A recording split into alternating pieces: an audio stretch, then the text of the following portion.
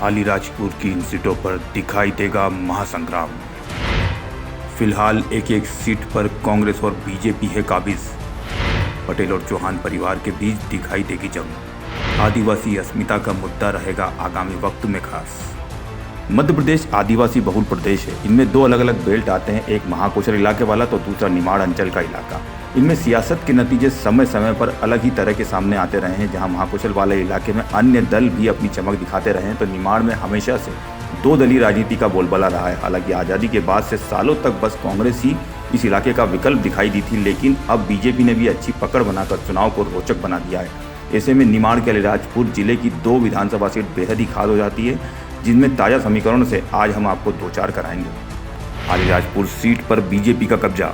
इस सीट के इतिहास की बात करें तो सालों तक यहाँ के मतदाताओं को महज कांग्रेस का चुनाव चिन्ह पंजा ही याद रहा। साल 1980 से 2003 तक कांग्रेस ने ही इस सीट पर अपना कब्जा जमाया और उसके पहले इमरजेंसी के बाद को छोड़कर कांग्रेस का ही इस सीट पर प्रभाव देखने को मिला। उमा लहर में कांग्रेस का ये किला ढह गया और बीजेपी ने फतह हासिल कर ली। इस सीट से वर्तमान में मोहन सरकार में मंत्री नागर सिंह चौहान लगातार 3 चुनाव जीते।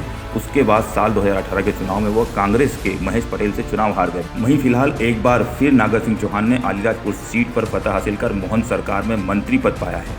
जोबट विधानसभा सीट पर कांग्रेस का कब्जा।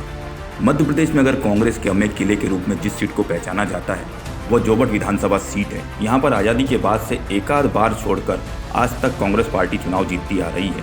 यहाँ से बीजेपी के माधो सिंह महज साल 2003 की उमा लहर में जीत पाए थे। फिलहाल में इस सीट का समीकरण बड़ा ही रोचक बना हुआ है, क्योंकि यहाँ से अलीराजपुर के पूर्व कांग्रेस विधायक महेश पटेल की पत्नी सेना पटेल विधायक है, जिनके देवर मुकेश पटेल ने भी 2023 के विधानसभा चुनाव में अलीराजपुर सीट पर कांग्रेस के टिकट से अपना भाग्य आजमाया था, लेकिन उनको बीजेपी के नागर सिंह चौहान ने पटखनी दे दी थी। वहीं बात करें 2023 के चुनाव की तो बीजेपी ने विशाल रावत को टिकट दिया था, लेकिन पूर्व विधायक माधो सिंह के मैदान में उतरने से उनको मुश्किलों का सामना करना पड़ा, जो कि निर्दलीय के रूप में 21,312 वोट लेकर तीसरे स्थान पर रहे। अलीराजपुर में रहेगी कई मुद्दों की भरमार। वैसे तो अलीराजपुर इलाके में शुरुआत से जल, जंगल और जमीन का मुद्दा गरमाया रहा है। आदिवासियों ने विकास के साथ साथ अस्मिता की बात पर अपने वोट का प्रयोग किया, लेकिन अब बदलती परिस्थितियों के बीच आने वाले वक्त में ये मुद्दे जिले की सियासत में अहम हो जाएंगे। दावड़ी क्षेत्र में चूना पत्थर अधिग्रहण पर लगाई जाए पूर्ण रोक। कंपनियों को दी गई पुलिस सुरक्षा को लिया जाए तुरंत वापस। नर्मदा के दोनों किनारों के 5-5 किलोमीटर से नहीं हटाने का करें वादा।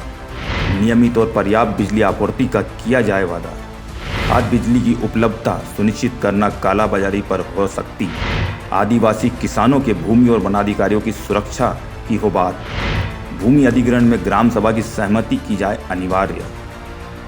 तो इन सभी मुद्दों के बीच आगामी वक्त में अलीराजपुर सीट की सियासत मंडराती नजर आएगी। हालांकि माइग्रेशन भी इस क्षेत्र के प्रमुख मुद्दों में शामिल है, जिस पर सामाजिक संगठन कई बार आवाज उठाते रहे हैं। ऐसे में बीजेपी का पुराना धर्मांतरण विरोधी संकल्प भी राजनीति में गूंजता नजर आ सकता है।